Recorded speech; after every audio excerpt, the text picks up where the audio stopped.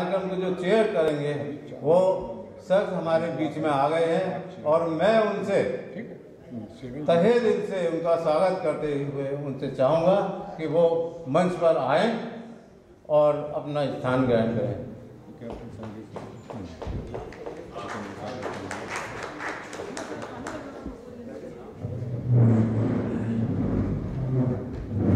इसके साथ ही जिन शख्स ने तहे दिल से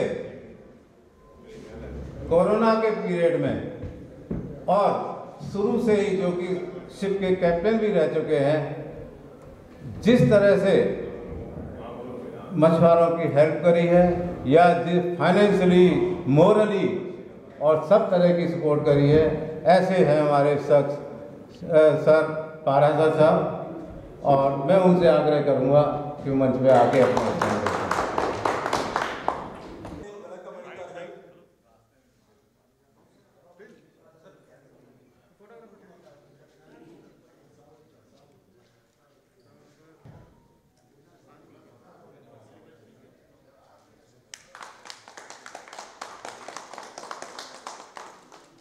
क्या मैसेज आ रहा है? बहुत सारी रिक्वायरमेंट है. There is lot of expectation and hope from this meeting that is going. 11-point agenda has been set by the organizers here. Actually, really, the fishermen's issues are very long pending. Honorable Prime Minister is looking very positive, and he has done few changes also. And the government has allocated a very high fund also for development of fishermen's complete ecosystem. And same time, government is looking to bring technology from the worldwide, because India is the highest potential country regarding fisheries, and so far no government has done much changes.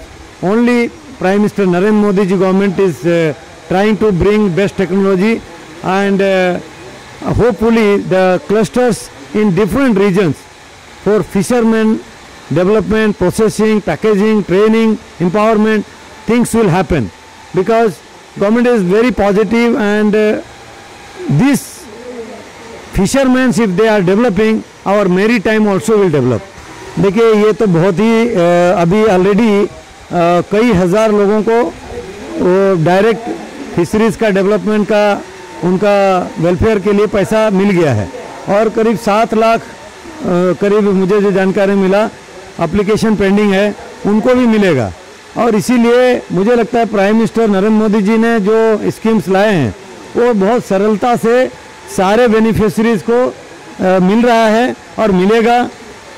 यही तो प्रधानमंत्री जी का जो direct benefit transfer जो योजनाएं हैं, ये सारा जो है बिचौलियों को भी ख़त्म कर रहा है, और जो इनफॉर्मल सेक्टर है, खास करके जो एग्रीकल्चर के अंदर बहुत सारे पार्ट हैं, जिसमें फिशरीज भी है, टी गार्डन वगैरह में काम करने वाले हैं, और बहुत अलग अलग फूड प्रोसेसिंग वगैरह में भी हैं.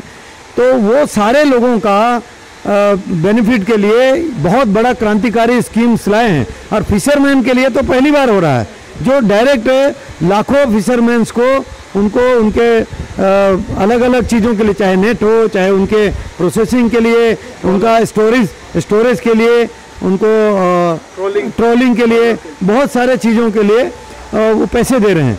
तो ये सारा चीज़ जो है, मुझे लगता है कि भारत में क्रांतिकारी परिवर्तन हो रहा है.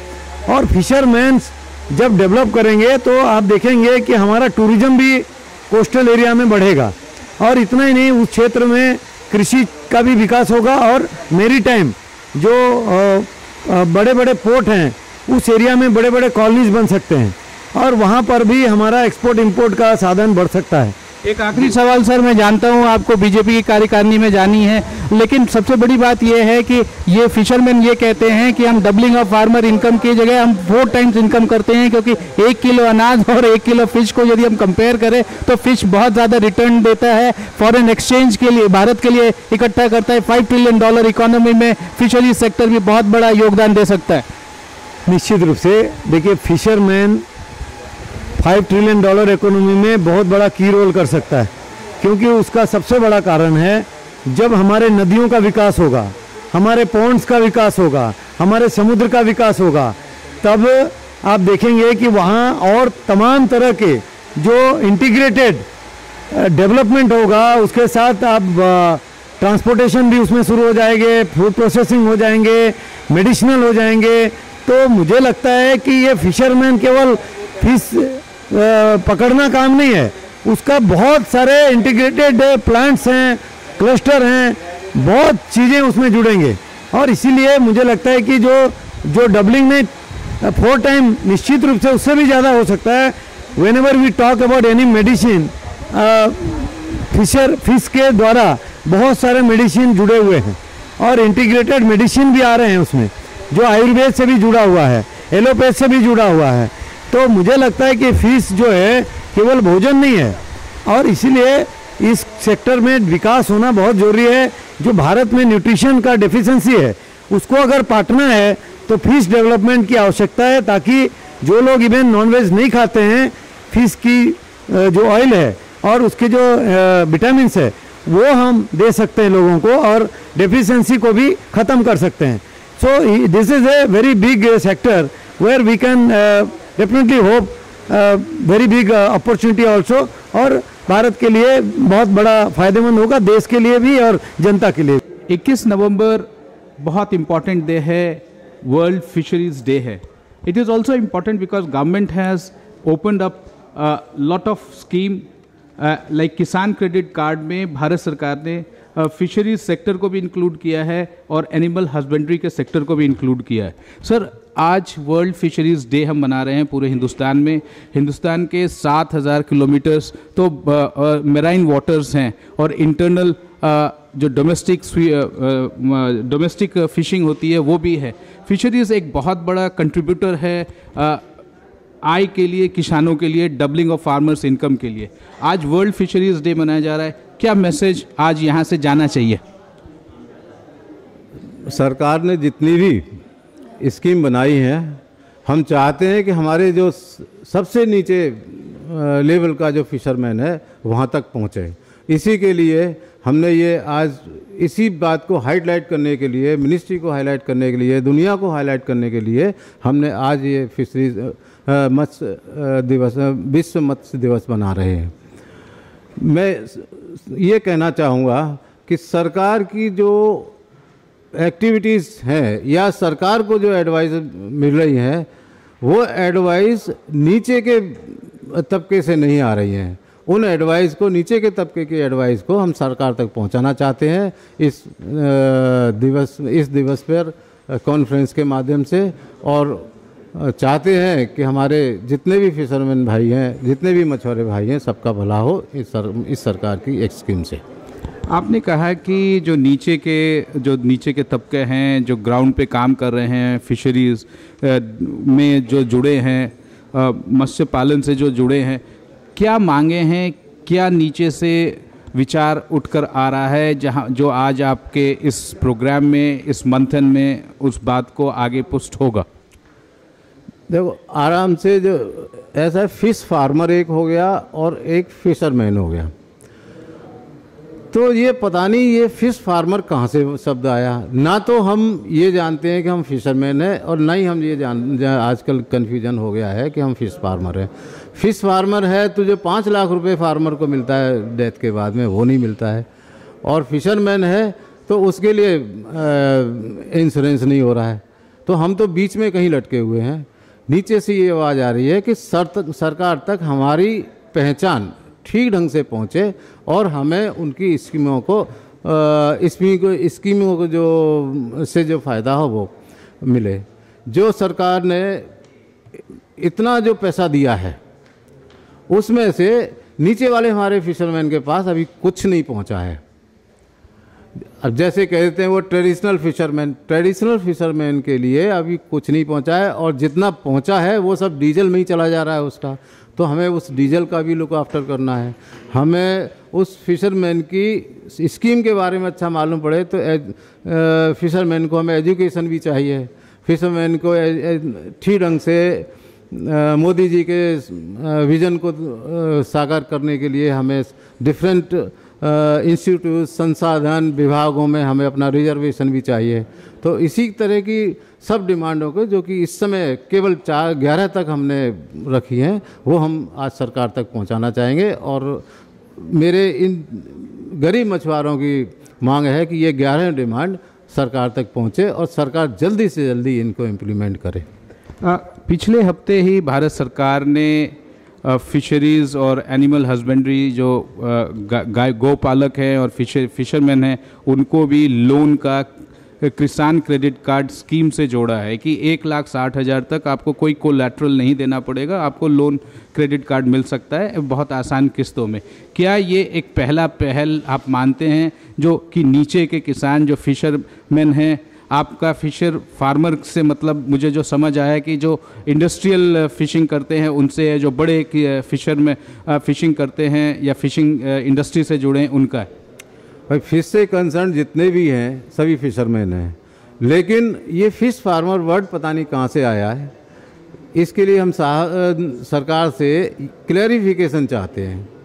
भाई फिश फार्मर का जो हमें बेनिफिट मिल रहा है वो हमें भी मिल जाए, फार्मर यदि हमें तो हमें फार्मर का भी बेनिफिट मिले। तो आपका ये कहने का मतलब जो 6,000 रुपये प्रति साल भारत सरकार किसानों को देती है वो भी फिशरमैन को मिले, किसानों से जुड़े हुए जितने फैसिलिटीज़ हैं वो भी फिशरमैन को भी मिले।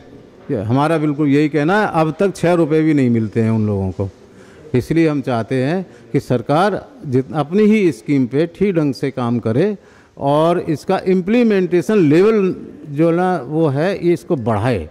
यदि सभी मछुआरों को उसमें इकट्ठा करे, उन सभी मछुआरों तक पहुंचाए। आप भारत सरकार को क्या बताना चाहते हैं? कितने फिशरमैन आपसे जुड़े हैं? भारत में कितने फिशरमैन हैं? क्या इनके आंकड़े हैं? यदि आपने जो स्कीम बताई यदि वो भारत सरकार इम्प्लीमेंट करती है तो इससे कितना बड़ा फिशरमैन को, कितनी बड़ी लोगों को, कितने लोगों को फ़ायदा हो सकता है? क्या ये आप आकलन या आंकड़ा बता सकते हैं? भाई जब तक जनगणना नहीं होगी कुछ भी कहना मुश्किल है। इतना हम गारंटी दे रहे हैं कि जिस मिशन के साथ मोदी सरकार ने पैसे दिए हैं, यदि हमारे ये फिशरमैन तक पहुंच जाए, इनकी फैसिलिटीज पूरे फिशरमैन तक पहुंच जाए, तो जितना उनका विज़न है उससे हम 1.5 गुना विज़न उनका हम पूरा करके देंगे। वो आपका कहना ये है कि 1.5 गुना जो इनकम फार्मर्स का कर रहे हैं उससे भी ज़्यादा इनकम हो सकता है फिशरीज सेक्टर से भारत सरकार के द्वारा। और लोग हैं हमारे साथ जो इस एक ओपिनियन जो इन्होंने वाइट पेपर तैयार किया है। Sir, what is the problem and what are the expectations that you have? Firstly, there are about 40 lakh fishermen which actually contribute a lot to the GDP. And the protein requirement of the world, I think what we are really worried for our fishermen who are out at sea, especially from Tamil Nadu and from Kerala, and if we go up to the coast of Gujarat, there are a lot of Chinese vessels which are coming en bloc, maybe 30-40 vessels coming en bloc and doing, fishing. And they are the trawlers which are damaging the environment, and they are taking away our big amount of fish from the resources. So my worry is the fisheries bill, the Marine Fisheries Bill 2021, which is going to come in place. It is going to make that 1981 provision redundant, where there was where there is a kind of a speed breaker that we can't have foreign trawlers coming in and doing the fishing in the EEZ. Now with this bill, we are worried that our fishermen, they have not been upgraded to the trawlers level.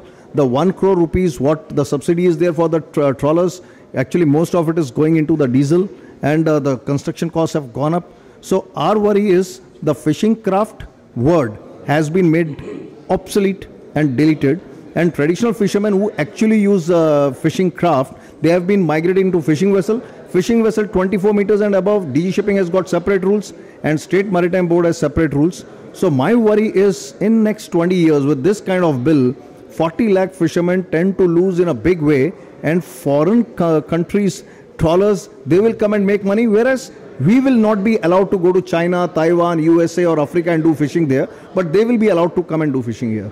यदि मैं आपकी बात समझ पा रहा हूँ, जो international waters में फ़िशिंग होती है वहाँ कोई भी कंट्री, कोई भी अपना जहाज या पानी फ़िशिंग बोट या ट्रॉलर लेके आ सकते हैं, लेकिन हिंदुस्तान के ट्रॉलर्स ना ही उतने बड़े हैं या ना ही उनके पास उतनी क्षमता है कि वो इंटरनेशनल वाटर में फ़िशिंग कर पाए, जिससे क्या हो रहा है कि उनकी इनकम बिल्कुल मिनिमाइज हो रही है। उनका इनकम और उनके जो प्रॉस्पेक्ट्स हैं ऑफ बिजनेस और existence in the fishing, fish farming और फिशिंग, वो बहुत कम होती जा रही हैं।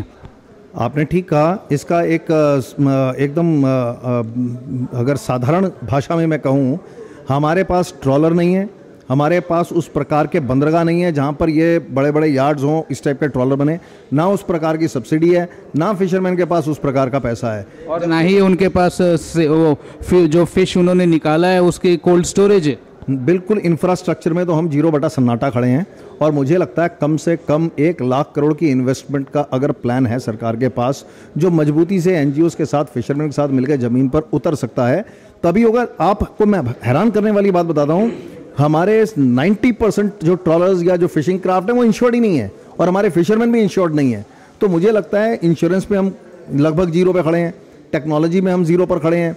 उसके बाद में जो हमारे फिशरमैन की जो एक रिक्वायरमेंट होती है कि भाई ठीक है हम फिश पकड़ें, और जो एक्सक्लूसिव इकोनॉमिक जोन होता है जिस पे लगभग हमारा अधिकार होता है, बिकॉज इंडियन कोस्ट गार्ड भी उसको मॉनिटर करता है, बाहर के फिशिंग वेसल्स को हम अलाउ नहीं करते हैं। 12 नॉटिकल माइल तक तो चलो स्टेट का अपना एक दायरा है, कंट्री का अपना दायरा है। तो मेरे को लगता है कि इसमें जिस सीरियसनेस के साथ में फिशरमैन की आवाज़ सुनी जानी चाहिए थी, कहीं ना कहीं वो मिस आउट हो गई है। और बहुत अच्छा मौका है हमारे लिए वर्ल्ड फिशरीज डे के दिन कि हम इस पर अपना आंकलन तय करके सरकार के पास में कल रखें। और सरकार की सबसे अच्छी बात यह है कि हमने जब पिछली बार भी नेशनल हमारी जो फिशरमैन एसोसिएशन है, उन्होंने हमारे साथ जो हमारे वर्सोवा के वांगी जी हैं, जब इन्होंने प्रेजेंट किया उसके बाद में कुछ तब्दीलियाँ वो लेकर आए, उसमें संपूर्णता नहीं आई है। तो हम चाहते हैं कि वो संपूर्णता आए, उसके लिए हमारे 12 पॉइंट एजेंडा को कल हम उनको प्रस्तुत करेंगे। फिशिंग का इंडस्ट्री है वो एक्चुअली क्या है, उसमें हम लोग 3-4 पार्ट में डिवाइड कर सकते हैं। एक तो है हम लोग का पहला चीज़ है फिशिंग इम्प्लीमेंट्स। फिशिंग इम्प्लीमेंट्स होता है जो actually fisheries equipment, fish production के लिए जो सब चीज़ ज़रूरी है, दैट इज़ एक number 1। Number 2 is that fish processing, and number 3 is that fish farming. ये तीनों चीज़ है जिसमें हम लोग एक्चुअली फिशिंग इंडस्ट्री को डेवलप कर सकते हैं। See, basically what is happening, India has is the biggest peninsula in the world. It has got 7,500 miles of coastline. तो इसमें, but unfortunately our exports are not the highest, and countries like China, Norway, etc., they are actually far superseding our exports. And secondly, we have observed there is another very dangerous trend which India is following now, is probably, I am not very sure, but 80 to 90% of our exports are based only on shrimps.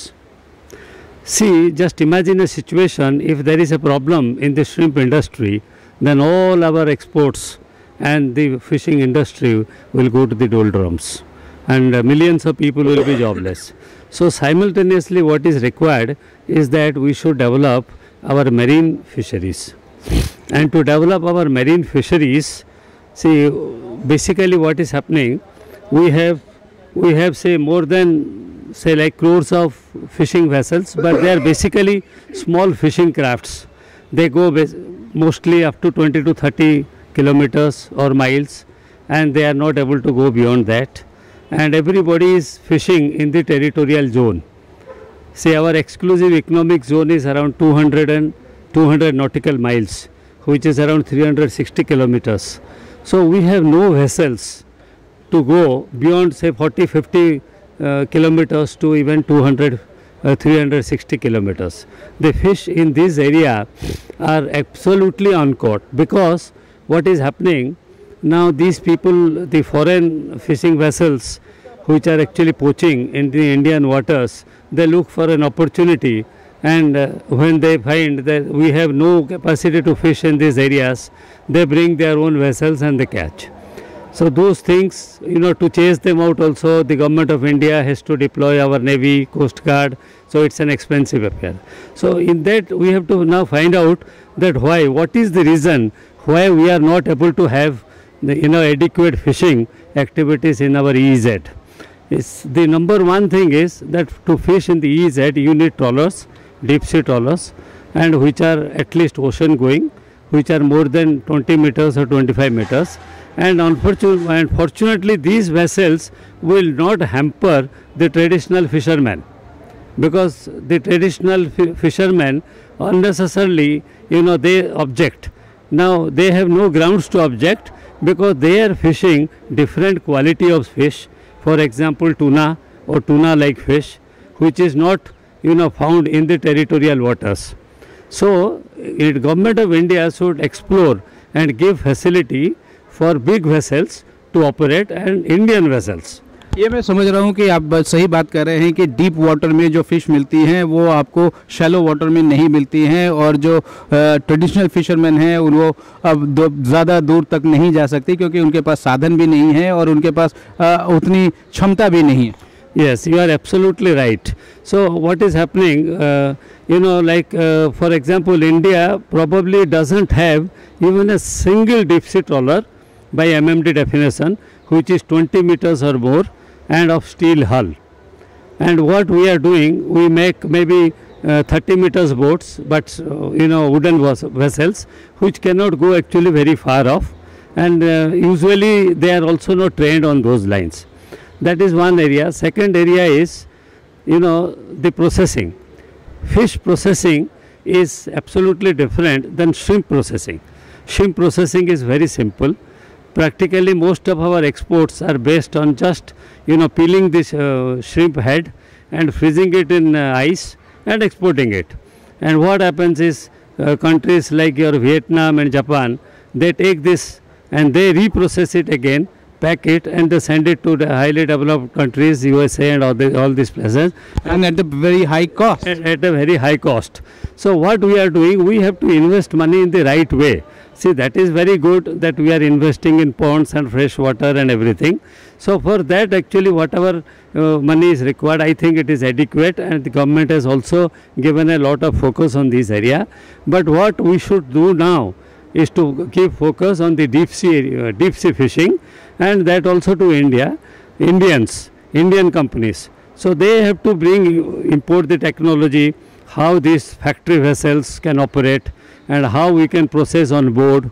See, another big point is that once you are processing this fish on board, then the hygiene value is very, very high. And it is because you catch at high sea, you process it, and then you export it.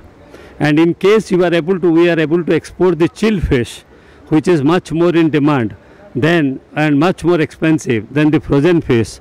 Say like you must have read in the news that tuna, etc., or big fishes, some of these big fishes in Tokyo markets are sold for millions of dollars, one fish. So we have such resources, and in case we have the infrastructure to export, because they have to reach the destination maybe within 2 or 3 days. So the flight connection has to be there, and there has to be flights which are willing to carry our fish to the foreign markets and deliver them in the chilled condition. So then you see India can become definitely a very big superpower in fisheries. See, we are neglecting this golden opportunity which is available to us.